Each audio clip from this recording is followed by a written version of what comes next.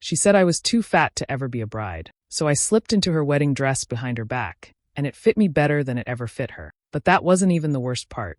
Let me take you through something that still feels unreal sometimes. If this hits you the way it hit me, show a little love, share it, like it, or just keep listening. Because it starts way before the dress. My name's Emily, and I'm 23 now. But this story begins when I was 11, the year my mom married Greg. With him came Brianna, his daughter, a year older than me, and mean from day one. She took one look at me and decided I didn't belong. She made fun of my clothes, the way I walked, the food I ate. But the worst part, she never said anything directly when adults were around. She'd whisper things, make faces, or giggle when I passed by. At first, Greg tried to act neutral, but over time, he just laughed along with her. Then, 2 years later, my mom passed away suddenly. I was 13, heartbroken, and completely alone. That's when Brianna became bolder. She would call me names in front of her friends, snatch food off my plate, say I was trying to eat my feeling. And Greg? He just shrugged and said, "Girls fight. You'll grow out of it." I never really did. I stopped going to school dances, skipped out on field trips. I didn't want to be seen. I avoided mirrors. I didn't buy new clothes. My confidence? Gone. I hid myself in baggy sweaters and quiet corners, hoping one day I'd feel enough. Then, a few months ago, I got the news. Brianna was getting married. She made this huge dramatic phone call about how she wanted me to be a bridesmaid, said it would mean a lot to the family. I felt weird about it, but I said yes. Maybe it was a chance to fix something between us. But of course it wasn't. At the first fitting, she picked out the ugliest, tightest pink dress she could find. Then in front of the bridal staff, she laughed and said, "We'll need extra fabric for Emily's, right?" The whole room went quiet. Even the tailor looked uncomfortable. But Greg? He chuckled like it was just harmless fun. I wanted to disappear right then. I went home and cried for hours. That night, I overheard her on the phone with a friend, calling me pathetic and clinging for attention. I almost backed out of the wedding, but something inside me shifted. I was done being the quiet girl who let her stepsister decide her worth. I didn't know it yet, but that wedding was going to change everything. A week after that first call, Brianna sent out the official bridesmaid invites. Cute little boxes with pastel ribbons and personalized cards. Mine said, "Can't get married without my bonus sister by my side," with a fake smiley face drawn on. I almost laughed, but I went along with it. Maybe deep down, I still wanted her to treat me like family. Then came the dress selection. She dragged all the bridesmaids to this fancy boutique downtown. The moment I saw the dresses, my heart sank. They were pastel pink, super tight, low cut, and short. Nothing about them suited my body type. Brianna spun in front of the mirror and clapped like a child. "Aren't they so romantic?" I didn't say anything. I didn't want to be the difficult one. But of course, Brianna made sure to single me out. Loudly, she said, "We might need extra fabric for yours, Em. Don't want any seams," screaming for help. Everyone laughed awkwardly. The store clerk tried to smile through it. I felt my face burning. The tailor called me over next. As she measured around my waist and bust, I could feel Brianna's eyes on me like lasers. She leaned over to the girl next to her and whispered something, then giggled. I caught the word stuffed. Greg was sitting on a bench in the corner, scrolling through his phone. He didn't even glance up. Then, when Brianna repeated the joke about the fabric a second time, he chuckled and said, "That's your sister's way of saying she loves you." I wanted to leave right then and there. I wanted to rip the stupid measuring tape off me and scream. But I didn't.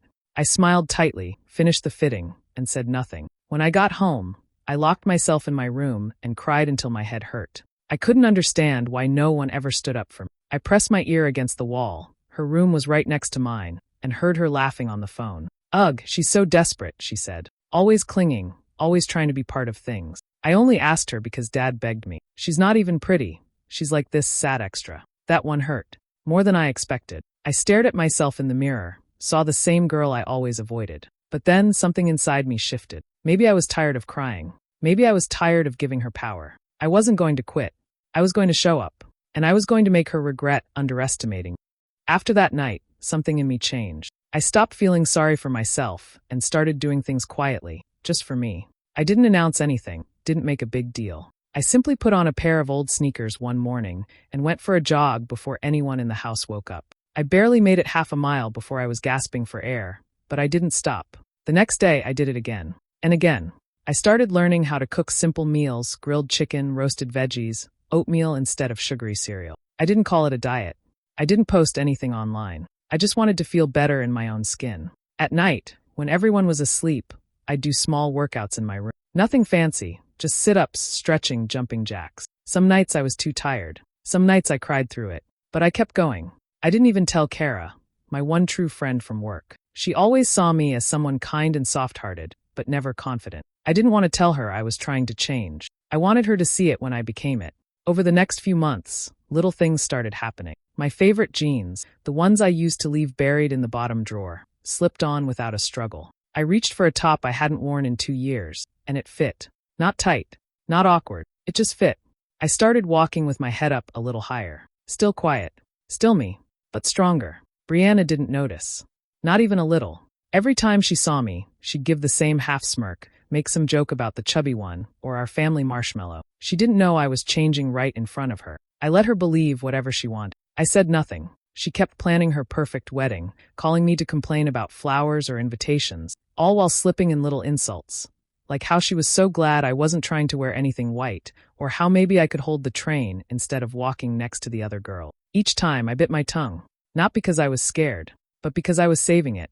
I wasn't doing this to fit into her. I was doing this to finally feel like I belonged in mine. She had no idea what was coming. And honestly, that made it all the sweeter. The final dress fitting came faster than I expected. By then, it had been months since I started quietly working on myself. I wasn't just lighter. I was stronger, sharper, and strangely calm. But I still kept it all to myself. Brianna picked the same boutique, of course, with her usual flair for drama. She swept in late, sunglasses still on, barking at everyone about traffic. I was already there, standing in the corner in a loose hoodie and legging. She didn't even glance my way. The seamstress brought out Brianna's wedding gown, now on its 4th alteration. It was beautiful, lace sleeves, delicate buttons down the back, and a sweetheart neckline. But when she stepped into it, something was off. The zipper stuck halfway. Ugh, it's too tight again, she snapped, twisting side to side. Did you mess up the measurements? The seamstress, flustered, tried to gently suggest maybe Brianna's body had changed slightly. That set her off. Excuse me? Are you calling me fat? I've been so stressed with wedding stuff. Water weight. You wouldn't understand. I stood there silently, arms folded, watching. Eventually, the zipper went up with some effort. She turned and looked in the mirror, then frowned. It just doesn't look right. Maybe the lighting's bad. The seamstress nodded kindly. I didn't say a word. Then it was my turn for the bridesmaid gown. I stepped into it easily. No tugging, no pulling. The fabric slid over my body like it was made for me. And suddenly the tailor, who had once measured me with awkward eyes, paused. This fits beautifully, she said with genuine surprise. Brianna turned to look. Her eyes scanned me quickly, then she looked away just as fast. Still assuming I was the same girl she'd bullied into silence. She tilted her head and smirked. Well, look at you. Squeezing into it after all. Hope you can breathe during the ceremony. Greg, sitting near the dressing room again, chuckled. I didn't even flinch this time. I just smiled. I'll manage. Because I wasn't mad. I wasn't even sad anymore. I had stopped needing her approval. She still thought I was the same version of Emily she'd always known. The background girl. The quiet one. But the truth? I had passed her, physically, emotionally, and mentally, and she hadn't even noticed. Let her keep talking. Let her keep laughing. Because I was done playing her shadow. And I was just getting started. 2 weeks before the wedding, Brianna texted me, asking if I could come help set up at the venue. Just little things, she said. Place cards, flower samples, nothing major. I'm running behind, but go ahead without me. So I did. I showed up early at the venue, a fancy estate just outside town. It was quiet, the staff buzzing around doing prep work. A woman showed me to the bridal suite, saying Brianna would be there soon. I smiled politely and stepped inside. The room was stunning. Tall mirrors lined one wall. A chandelier sparkled above. And there, in the center, hanging on a satin hanger near the window, was the wedding dress. Brianna's gown. I froze. I don't know how long I stared at it. There was something unreal about seeing it up close without her barking orders, without the chaos. Just the dress. The same one she'd complained about for weeks. The one she kept blaming for being off. And now it was just hanging there. Alone. Waiting. Part of me told myself to sit down and wait. Be the quiet helper. Be the good bridesmaid. But then, another voice whispered, what if you just tried it on? Just for a second. No one's here. I stepped closer. My heart was pounding. I looked around. Nothing but silence and mirrors. I took it off the hanger with shaking hands and stepped behind the folding screen. Slowly, I slipped out of my hoodie and jeans, careful not to smudge the makeup I barely wore. I lifted the dress, expecting it to be stiff or difficult, but it wasn't. It felt soft, light. I pulled it up over my hips, then my chest. Then I reached back, grabbed the zipper and pulled. It slid up without a sound. No tugging. No struggle. It fit. Perfectly. I stepped out from behind the screen and walked to the mirror. And when I saw my reflection, I forgot how to breathe. It didn't just fit. It flattered. The way it hugged my waist, the curve of my shoulders, the glow on my face. It was like the dress had been made for me, not her. For the first time in my entire life, I felt beautiful. Not cute. Not better than before. Beautiful. I didn't pose. I didn't try to make myself smaller. I just stood there, taking in the girl in the mirror. The one who had been called too fat, too desperate, too invisible. She was none of those things now. I heard a creak from the hallway and quickly stepped back behind the screen, slipping out of the gown and returning it to the hanger. The moment was over, but something inside me had shifted again. This wasn't about revenge anymore. It was about finally seeing myself and realizing I had always been enough. Just as I was about to fix the last button on the hanger and step away, the door creaked open behind me. I froze. I turned slowly, heart jumping into my throat. It was Zach, Brianna's fiancé. He stood in the doorway, holding a box of something, maybe named cards or decorations, but he dropped it the second he saw me. The silence between us felt like it lasted forever. His eyes went wide, and he just stared. I didn't know what to say. My hands were still near the dress. I must have looked completely guilty, like I'd been sneaking around, playing dress-up with his future wife's gown. I stammered, stepping back. She wasn't here yet, and I didn't mean to. It was just. But Zach didn't interrupt. He just kept looking at me. Then, finally, he said softly, "Emily, you look." He didn't finish the sentence. I stood there in my regular clothes now, cheeks burning, heart pounding in my ears. "I'm sorry," I whispered, eyes on the floor. "I know it was wrong. Please don't tell her." He blinked a few times, then gently set the box down by the couch. "I didn't see anything," he said. Then he turned and walked out. That was it. No explanation. No questions. No weird comments or anger. Just silence. And that made it worse somehow. I stood there for another minute, gripping the back of a chair to steady myself. The high I had felt minutes ago, feeling beautiful, powerful, whole, it vanished instantly, replaced with panic. He was going to tell Brianna. Of course he was. How could he not? What would she think? That I was trying to steal her spotlight? Her dress? Her fiancé? My chest tightened at the thought. I grabbed my things, thanked the staff politely, and left the venue as fast as I could. On the way home, I kept imagining the worst. Brianna calling me, screaming, telling me I was kicked out of the wedding, telling the whole family I was crazy. I even pictured Greg shaking his head in disappointment. I kept checking my phone all night. No calls, no texts. Maybe she hadn't found out yet. Maybe Zach really wasn't going to say anything. Or maybe he saw something in that moment that even I hadn't seen yet. I didn't sleep much that night. I just laid there in the dark, the memory of his face frozen in my mind, not angry, not shocked, just surprised. Almost like he'd seen something he hadn't expected. Like maybe he finally saw me. The day before the wedding was chaos. From the moment I arrived at the venue, Brianna was in full meltdown mode. She was barking at the florist because the roses were too ivory, yelling at the event planner about the table layout, and snapping at anyone who dared speak before she did. Her dress, as expected, wasn't cooperating either. She kept fidgeting with the bodice and tugging at the waist. "Why does it feel tighter than last week?" she whined, pacing in front of the mirror. The seamstress reassured her for the 10th time that nothing had changed. But Brianna wouldn't hear it. Maybe the fabric shrunk. Or maybe it's sewn wrong. Something's off, and it's not me. I stayed quiet, helping set up name cards and napkins, staying far out of her warpath. Still, that didn't stop her from taking jabs at me. As we set the place cards for the rehearsal dinner, she leaned in and said under her breath, "Hope you can still fit into your dress tomorrow. Or did all that tight fabric scare the calories off you?" I didn't even flinch. I just looked at her, gave a small smile, and kept working. That quiet confidence? It rattled her more than any insult ever could. At the rehearsal dinner, everyone gathered for speeches. Zach had been strangely silent all day, helping where needed, but keeping mostly to himself. When it was his turn to say a few words, he stood, raised his glass, and smiled at the group. "I just want to thank everyone for being here," he began, "especially those who've handled this wild planning process with grace under pressure." Then his eyes shifted to me, just for a second. "To those who've kept calm, kind, and steady through it all, you're the real MVP." People chuckled and clapped, but Brianna's smile froze halfway through. She looked at him, then at me. Something flickered in her eyes, confusion, irritation, maybe even fear. I stayed silent. I didn't react, but my heart was pounding. That night, when I got back to my room, there was a knock at the door. It was Kara, my best friend, the only one I'd trusted through all of this. She walked in, dropped onto the bed, and grinned. "So, Zach saw you in the dress, huh?" My heart stopped. "What? How do you know?" "He texted me. Said he walked in on you. Said you looked incredible." I blinked, stunned. "Did he tell Brianna?" Kara shook her head. "Nope. Didn't say a word. Just said he couldn't stop thinking about it. About you." I sat there in silence, a mix of panic and something else, something warmer. Not pride, not revenge, just the feeling that for once someone saw who I really was. The morning of the wedding was tense from the start. I arrived early, already dressed in my bridesmaid gown, hair done in soft waves, makeup light but glowing. I felt peaceful, almost untouchable. The bridal suite, on the other hand, was a storm waiting to explode. Brianna was already yelling the moment I walked in. She was standing in the middle of the room, red-faced and furious, with her arms raised as the seamstress desperately tried to zip up her dress. "It fit last time," she screamed. "You did something to it. You ruined it."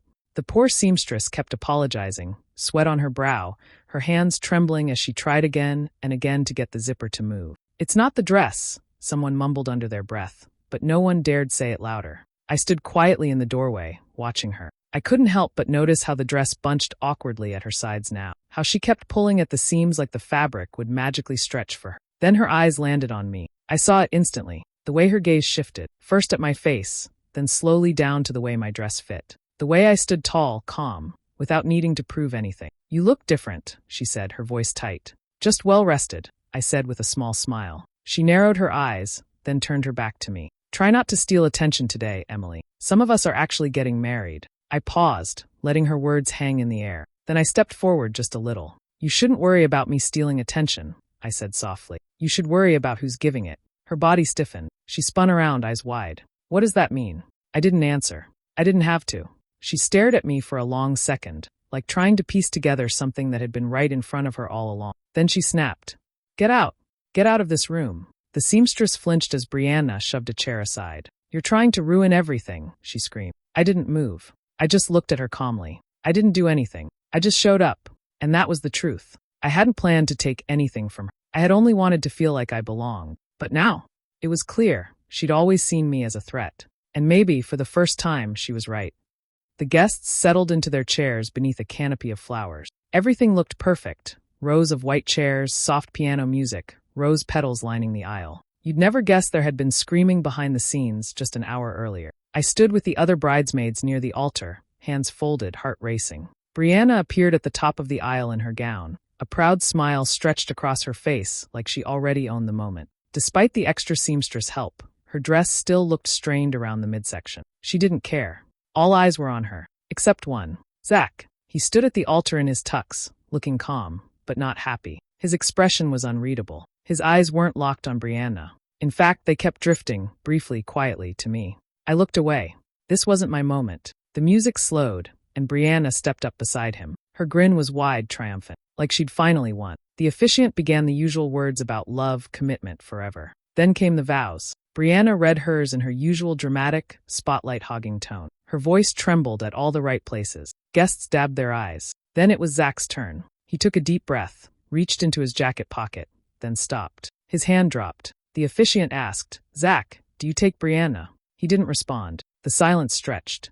I heard someone in the crowd whisper, "What's happening?" Zach looked at Brianna, then at the crowd, then finally at me.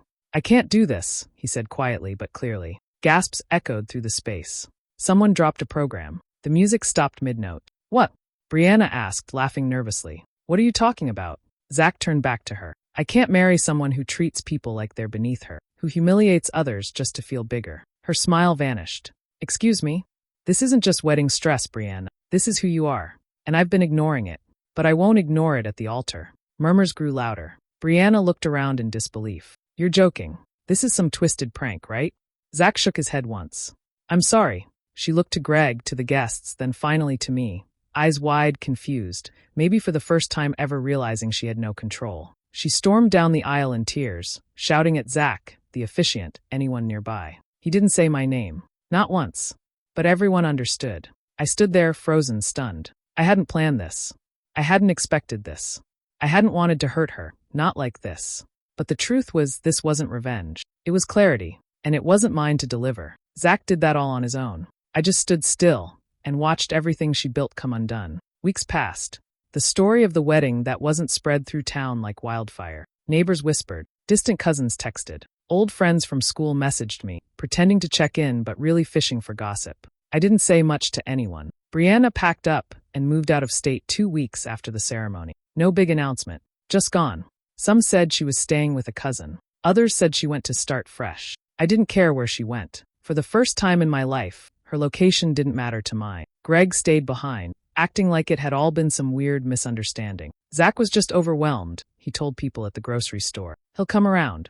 But I think even he knew the truth. Zach didn't come around. He didn't show up at our door. He didn't text or call. Instead, I got a letter in the mail. It was simple. No drama. Just a folded card with his handwriting. Emily, I just wanted to say thank you. Not for what happened at the wedding, but for being honest, kind, and exactly who you are. I should have noticed sooner. Maybe we can grab coffee sometime. No pressure. Just thanks. Z.